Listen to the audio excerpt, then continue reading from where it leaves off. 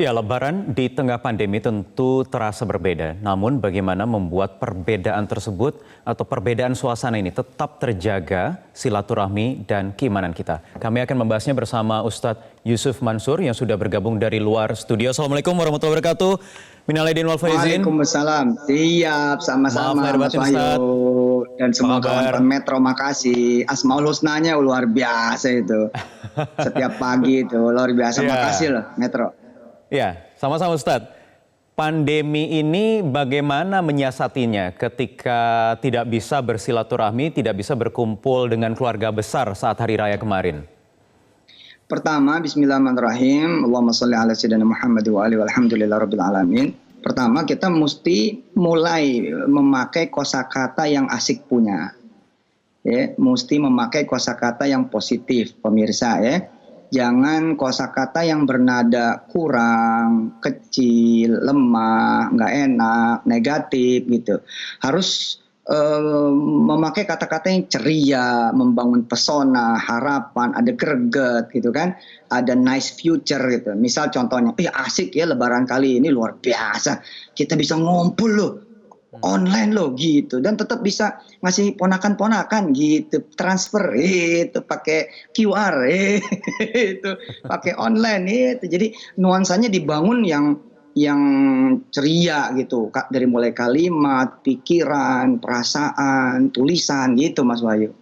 Ya, jadi sebenarnya masih bisa lah diakali ya, tidak terlalu berbeda suasananya karena silaturahmi tadi juga bisa digantikan melalui teknologi.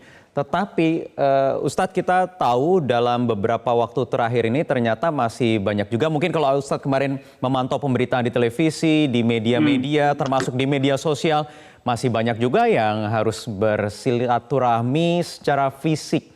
Apa yang terjadi dengan masyarakat kita ya Ustadz, masih memaksakan Ya, diri atau kehendaknya? ya itu memang tantangan bersama ya untuk saling mengingatkan. Bila sudah tidak mampu mengingatkan ya jangan cuma dilihat lalu dikomen, tapi dilihat dan didoakan. Ya, mungkin mereka ketahanannya beda dengan sebagian dari yang lain. Ya kan, ketahanan pangannya, ketahanan uangnya, ketahanan kemudian dapurnya, ketahanan ekonominya mungkin beda.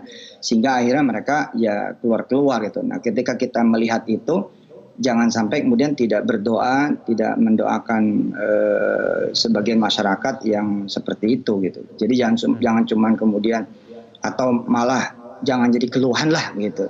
Kalau jadi keluhan nanti tambah runyem, tambah berantem kan gitu. Jadi karena latar belakang alasan tertentu ya, ada faktor ekonomi juga tadi di sana. Tetapi Menurut bagaimana saya sih caranya lebih banyak itu. menyeimbangkan antara kedisiplinan duniawi dan kedisiplinan soal syariat beragama? Perlu diyakini oleh teman-teman semua bahwa kedisiplinan dunia itu juga akhirat gitu. Buat saya sih ya, buat saya pribadi misalkan gini ya, nongkrong di kafe nih. Nongkrong di kafe. Terus kemudian Anda, saya, kita tidak nipu yang punya kafe. Kalau ngambil bayar, terus tidak berbuat onar, itu udah beragama gitu loh.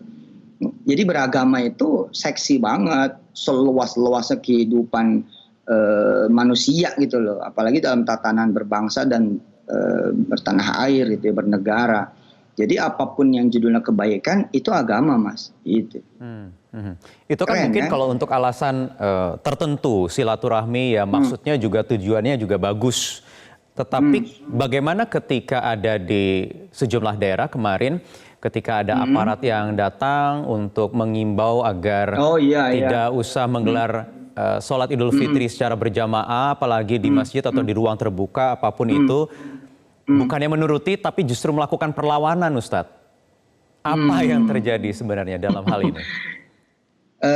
Memang kita lagi sebagiannya ada krisis kepemimpinan memang. Ya, baik di kalangan umara dan juga menurut saya sih jujur harus saya bilang juga di kalangan ulama gitu. Nah, krisis ini mungkin terjadi karena terus-menerus kita mengedepankan perbedaan dan buruk sangka. Akhirnya masyarakat kita tidak lagi paternalistik gitu. Kalau dulu kan paternalistik gitu kan. Kita kalah misalkan sama Thailand misalkan dengan izin Allah. Misal itu. Karena Thailand paternalistik banget. Rajanya diakui. Kemudian juga bulat. Ketika rajanya bilang jangan keluar, ya satu bangsa nggak keluar itu. Ini perlu diteliti nih di kemudian hari sama teman-teman yang mungkin S2, S3 atau memang menyengganya untuk diteliti bahwa ada apa dengan bangsa kita gitu. Kemana kepatuhan terhadap pemimpin, baik itu pemimpin kota, provinsi, negara maupun pemimpin agama gitu. Udah jelas-jelas ustadz ustazah yang gede-gede, yang top-top gitu kan. Kemudian dari berbagai kubu loh. Kalau kemarin pilpres oke lah pecah gitu kan. Tapi untuk COVID ini kan ustadz ustazah, para alim ulama yang gede-gede ini relatif sama loh. Tapi kepatuhan itu tidak ada. Ini anomali menurut saya. Ini anomali, asik ya? Ini perlu anomali. Iya. Karena semua ulama besar sudah turun gunung tapi masih belum didengar. Iya. Ormas Islam hampir semuanya sepakat loh, Mas. Nggak ada yang keluar loh. Artinya di COVID ini semua sama. Dan semua meyakinkan masyarakat bahwa ibadah di rumah itu lebih baik, tidak berjamaah itu lebih baik, nggak kena gitu loh. Ini kan ada sesuatu gitu. Ini harus dibenerin, kalau tidak dibenerin harus diobatin, kalau nggak diobatin ini problem di kemudian hari. Ya, sepakat tidak kalau mungkin ada sebagian pihak yang mengatakan bahwa ya di daerah-daerah tertentu yang warganya masih memaksakan diri untuk menggelar sholat id berjamaah misalnya, karena memang bukan berada di zona merah, di zona hijau, kasusnya nol atau paling tidak sedikit, masih bisa dihitung dengan jari? Kalau sudah begini sih sebenarnya yang perlu dilakukan adalah juga kita juga berdamai sama mereka, artinya kayak anak kecil gitu ya, kayak remaja, kayak anak kita misalkan ketika kita sudah tidak bisa lagi melarang dia pergi, terus kita bilang, oke, kamu boleh pergi, tapi pulang jam 8 ya, misalkan begitu. Atau kamu ditemenin sama si abang ya, misalkan begitu. Jadi ada satu syarat kondisi daripada enggak, mendingan kita minimalisir misalkan, oke, Jumatan, tapi warga sekitar aja ya, gitu. Warga dalam aja ya, gitu. Jangan ada warga luar, misalkan gitu. Kemudian protokol safety-nya benar-benar ditegakkan, sehingga orang tidak merasa patah gitu. Oh, iya deh, oke kalau gitu, itu. Ya, saya kira sih masih oke ya. Silaturahim kan juga kalau tidak berkumpul, yang nggak boleh kan kerumunan, kemudian tidak pakai masker, jarang cuci tangan, itu aja kan. Itu dia soal pakai masker atau memenuhi standar atau protokol kesehatan. Bagaimana nanti kita menghadapi era normal baru atau new normal, terutama dalam beribadah, termasuk pendidikan, Ustadz, karena Ustadz juga punya pesantren ini. Kita akan lanjutkan lagi nanti di segmen berikutnya, Ustadz. Tetap bersama kami di Prime Time News. Ustadz, kita lanjut lagi. Bagaimana kemudian kita menyikapi era yang baru, new normal atau suasana apa ya, berdampingan kalau tidak mau dibilang harus berdamai dengan kondisi pandemi saat ini, terutama dalam hal beribadah?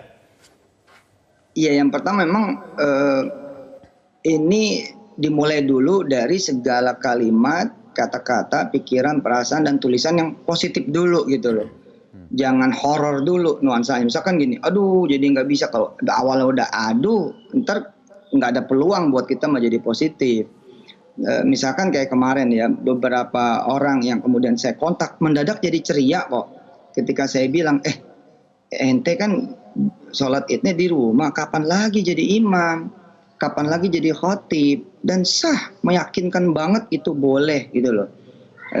Kalau sengaja ngajak di masjid kan kagak bisa kita sembarangan jadi imam, jadi khotib. Terus nanti anak yang paling gede suruh jadi khotib, entenya jadi imam, terus live-in dah biar neneknya di kampung lihat, dia bangga tuh neneknya. Nah begitu kosakatanya berubah, suasananya berubah gitu.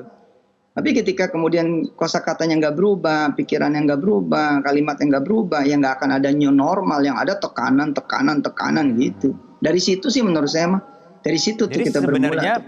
Iya, sebenarnya terminologi berdamai dengan COVID ini bukan berdamai dengan pandeminya ya, bukan berdamai dengan virusnya, bukan dengan penyakitnya, tetapi berdamai dengan keadaan-keadaan supaya kita bisa memaknainya secara positif. Begitu, Ustaz? Ya kan sama aja kan, ketika kita didera rasa lapar dan tidak ada uang. Saya pernah di kondisi seperti itu, bukan cuma sekali dua kali, tapi 2 bulan kita di kondisi seperti itu dulu ya. Ketika saya kemudian menikmati rasa lapar itu dan saya bawa sholat, saya bawa tidur, ya ketemu pagi juga tuh gitu loh, dengan tidak beling satan gitu kan gitu. Jadi atau ketika pusing sakit kepala gitu ya, terus saya kemudian panik mencari obat sakit kepala, yang terjadi tangan tuh geratak kerutuk nyari obat gitu loh.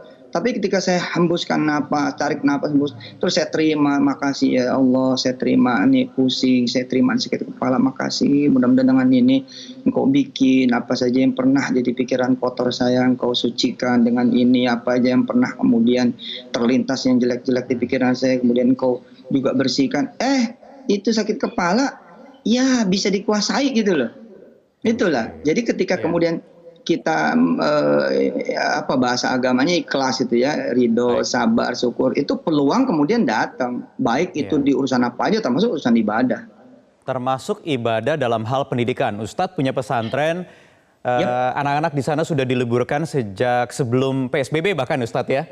Apa rencana kemudian? Iya, apa kemudian rencana di pesantren untuk menghadapi kondisi yang darurat saat ini? Iya, prepare the best thing for the new normal. Jadi semua wali santri kita udah kemudian kabarkan izin Allah Subhanahu wa taala, baru kemarin lusa lah, bahwa siap-siap ya gitu. Begitu kemudian pemerintah menyatakan kita bisa masuk, maka kita akan masuk dengan tidak ada kekhawatiran apapun, dengan tidak ada kemudian kegelisahan dan kecemasan serta ketakutan apapun, dan kita laksanakan dengan sebaik-baiknya new normal. Gitu. Contohnya gimana kesehariannya nanti Ustadz? Misal dulu kan kita nggak pernah checking yang masuk supplier makanan, supplier kemudian minuman, supplier barang-barang. Kan kalau warga udah pasti nih begitu masuk, warganya pesantren kan berarti siapa? Murid itu kan santri gitu kan. Mengingat kami kan nginep boarding kan. Kemudian guru-guru, nah itu rapid test dan lain sebagainya kita selesaikan. Kemudian kita beresin betul. Nah habis itu tinggal orang luar nih, kalau orang luar masukin kemudian barang kan, namanya ini pesantren kan ada kebutuhan-kebutuhan kan, nah di situ new normalnya itu. Oh di dalam ya sudah, orang udah di dalam kan gitu. Baik, pasti nanti akan ada aturan-aturan atau protokol baru di pesantren. Betul. Baik, terima kasih Ustadz Yusuf Mansur sudah bergabung bersama kami. Minal aidin wal faizin nih. Minal aidin wal faizin, maaf lahir batin. Salam untuk keluarga Ustadz. Assalamualaikum warahmatullahi wabarakatuh. Siap, makasih. Salam warahmatullahi wabarakatuh.